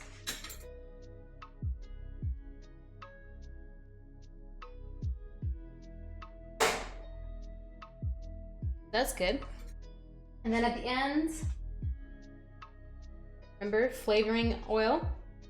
So we'll add a drizzle of sesame seed oil on top.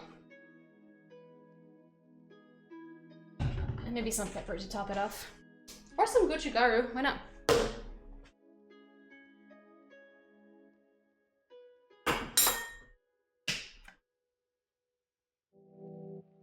Just a drizzle.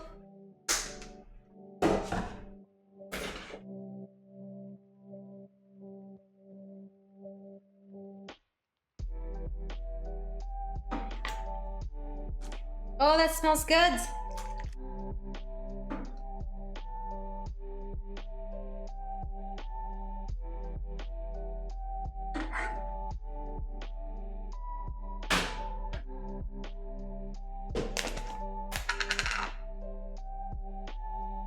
Open sesame pastries? No, I don't say that.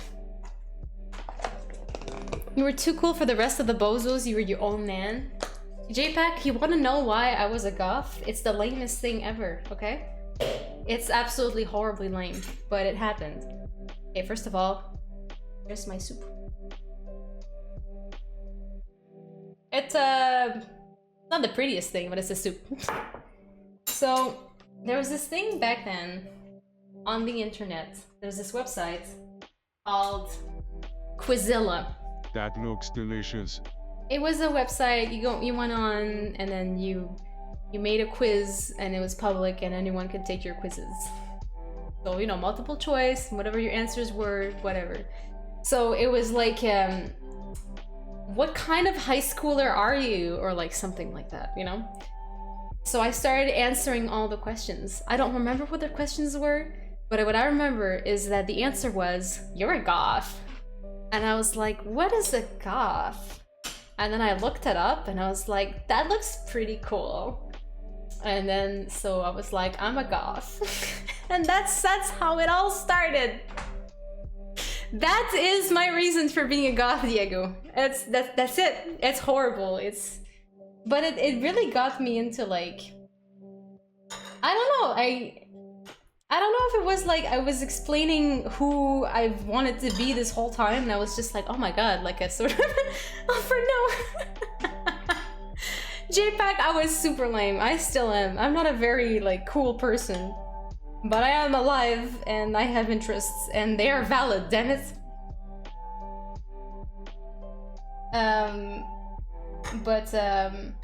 Let me try the soup.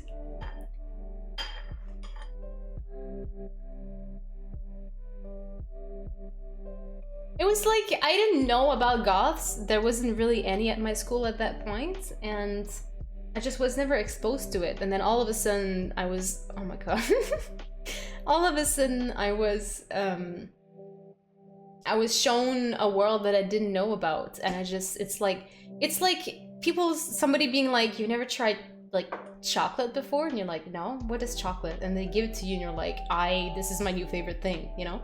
So in a way it's lame, in another way it makes a lot of sense. Okay. So right now there's no dumpling, it's just egg soup.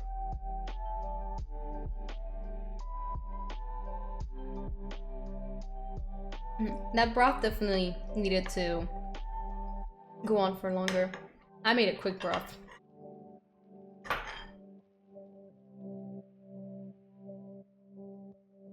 I cut the dumpling in half, it's too big. Went for thrash because they look like flood victims? Oh my god, Dickie. A valley girl. Not at that point. I'm still not a valley girl, please.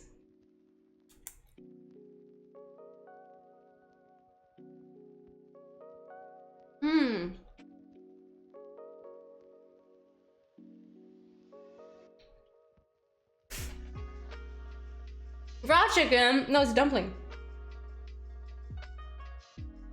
You love him, and he totally complimented you. That is so fat. I'm eating right now. I'm eating. It's kind of hard to do the valley and eat at the same time. It's good, but like, I made a quick broth, and quick broths do not have the depth that you really need. So the taste could leave a little bit to be desired, you know?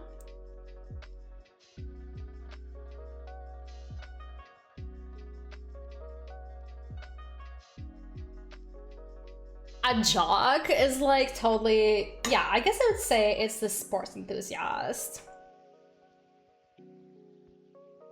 That is a very neutral way of saying that. High streets is very nice. Okay, I just want to eat this, but you've made me talk like a valley girl, so I'm just gonna make non-mom valley girl voices because I need to eat this.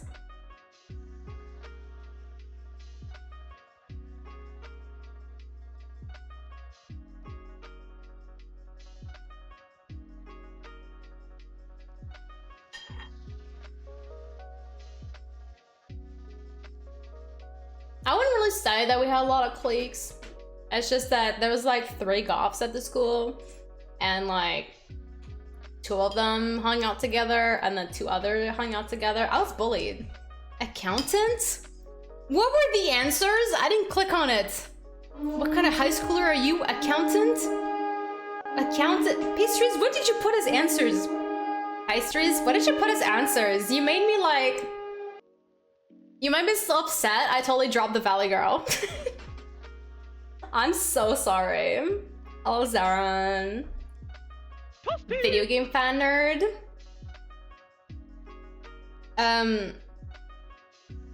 Yeah, there's just... I mean, I had a bunch of friends who were even close to being goths.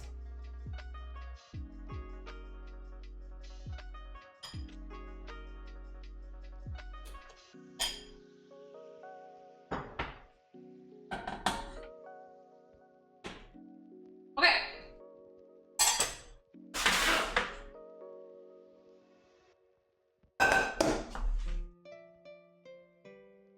Last one is going to be fried.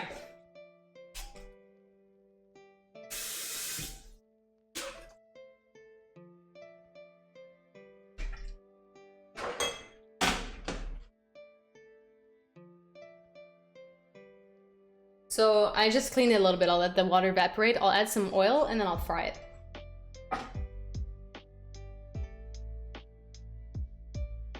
And I mean, it's not like, obviously, life is not like a American high school movie. So it's not like the cliques were super well defined. The people who dressed alike were hanging out with the people. I don't really know how, like, it's just, I don't know, friendships just happen based on common interest, I guess. Chance. Who knows? I kind of dropped the goth thing at some point, halfway through high school. And at that point, one of my friends picked it up, so it was like we transferred the goth essence from one to the other, like... It was funny, we didn't talk to each other at all, we just showed up like for school, like the first day of school, and then he was dressed as a goth and I wasn't, and we're like... Okay, and then a teacher walked by and he was like, Didn't you used to dress and then you... What did you switch? What? Like the Venom symbiote, exactly. How old was I when I learned to speak English? However old you are in 3rd grade. 8? Does that make sense? 7, 8? I feel like you're around 5, 6 in 1st grade, 6, 7 2nd, 7, 8. Around that time.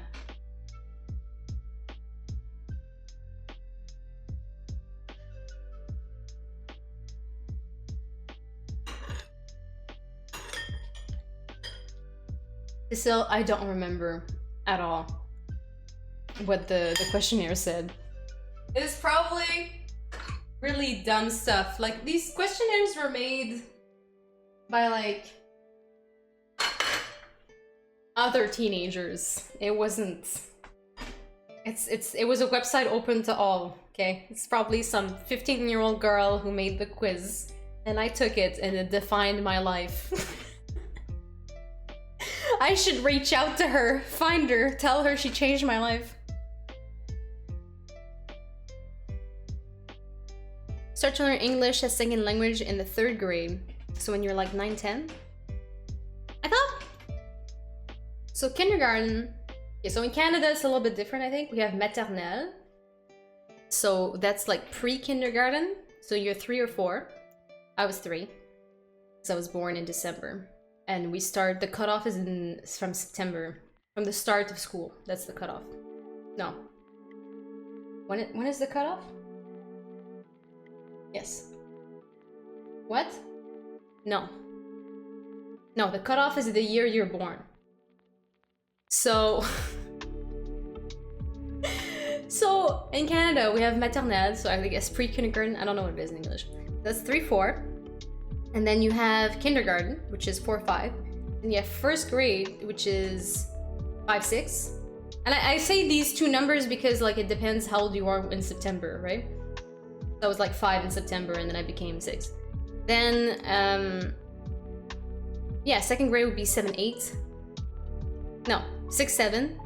And then 3rd grade would be 7, 8. Yeah, it might be different in our countries, I guess. Mostly hang out with the nerds. Partiers / drunks. Pessel. Pessel! I'm sure you were of age. Or you didn't drink. You're partying with Mountain Dew and Doritos.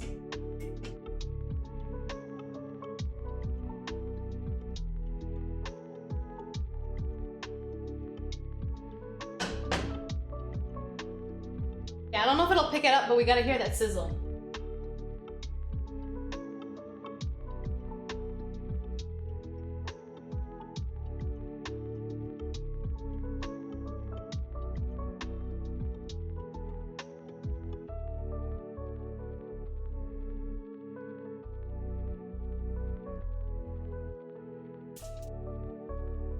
Perfect. Now, it's only, so I've got 6 dumplings in there frying right now, as I'm still munching on this soup, because I'm so hungry. And, what am I trying to say? I don't know what I'm trying to say. We're just cooking the outside, basically. What up, channel? And, because the inside's already cooked.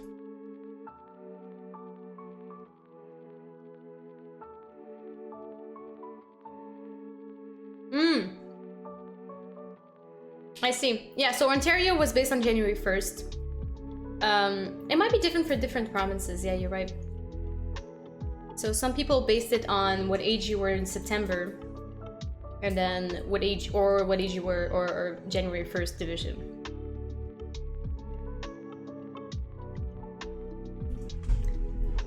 English learning started at like 10 or 11. I'll already be playing video games, lots of English text by then. I don't know how good I was in English when I started learning it. I really don't remember. The only thing I remember about 3rd grade learning English was getting a worksheet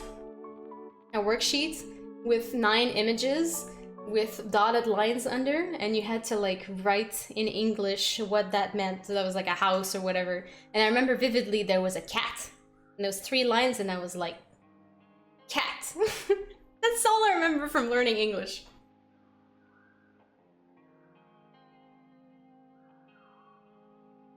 Like I can't tell you like what was the progression? How did they teach us English? The first thing I remember was that cat worksheet. The next thing I remember is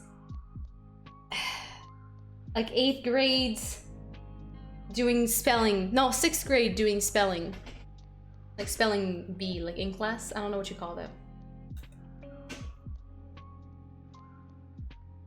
No, none of them exploded in the soup. They're all good. The egg is really nice in here. I really like that. The thing is, I'm here with a spoon and it's kind of hard to eat the dumplings. So, the format is not the greatest. I think I prefer steaming them instead of having them in the soup. If I were to remake this, and I was like, my objective was to make a soup, I would make smaller ones and I would make the little bunch size.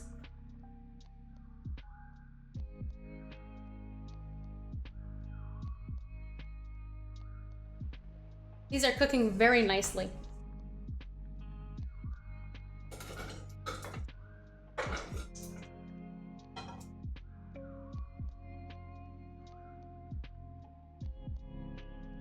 So what I'm trying to achieve right now is I want to get that golden crust all around.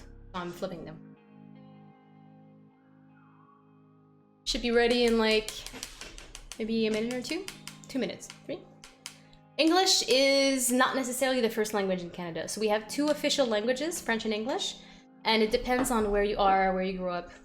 There's a lot more French in Quebec, so for most people, French is the first language. In Ontario, it's the second biggest French community in Canada, so I went to French schools. Up to university, everything was in French in terms of my education. In university, I went to a bilingual university, but some of the classes were not, like, you could go in the program, take it in French, and then in year 3, there were no more French taught classes, so you had to go with the English chemistry or whatever.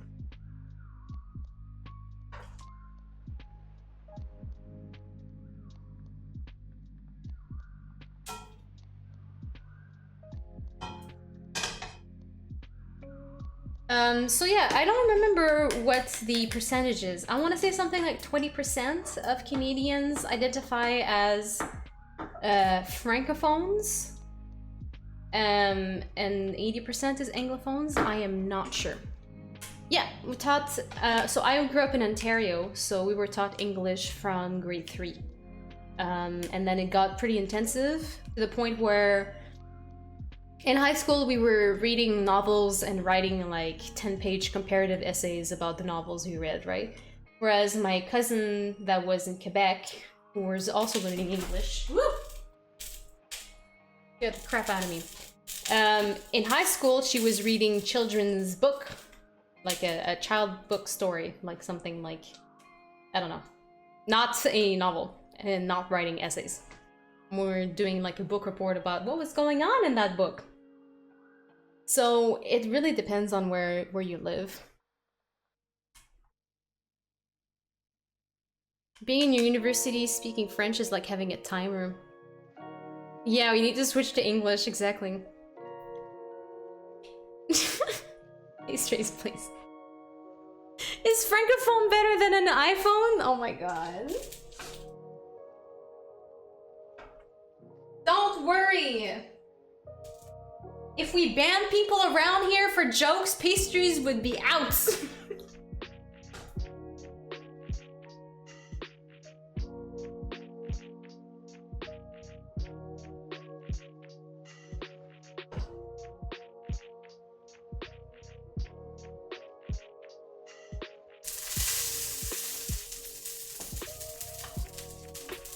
I'm having an issue right now where the bottom was fine to crust, but then like how do I make these parts cook? That's going to burn. It's not!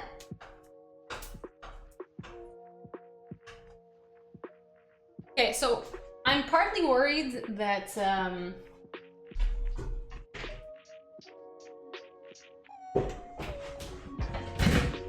You're stalling. I am not. I'm not stalling, I am thinking. Don't forget the milk. You're struggling.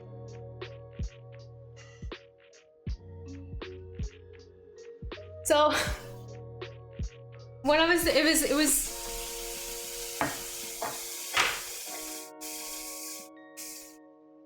was frying nicely, but It's time I wasn't to take getting a to break, everything. Proto.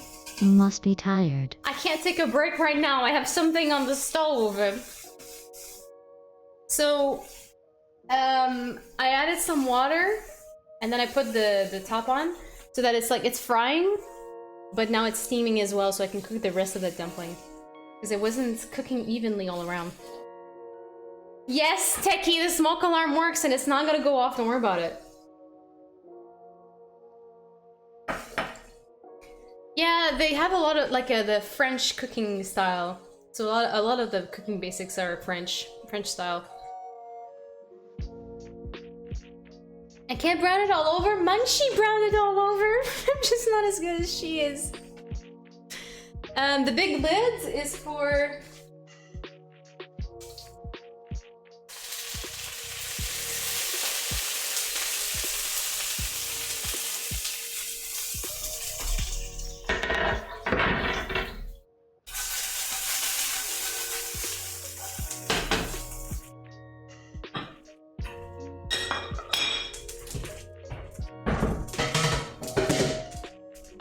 It goes on top of this.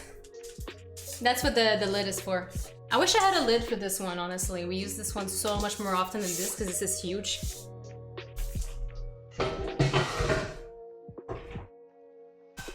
It was a gift.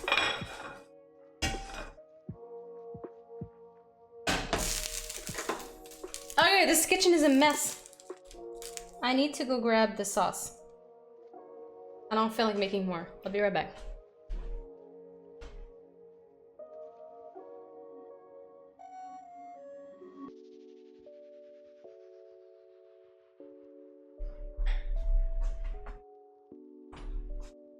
Okay. Look at the mess! Look at this mess! Hold on! Okay, this is unacceptable. Stand by. Stand by.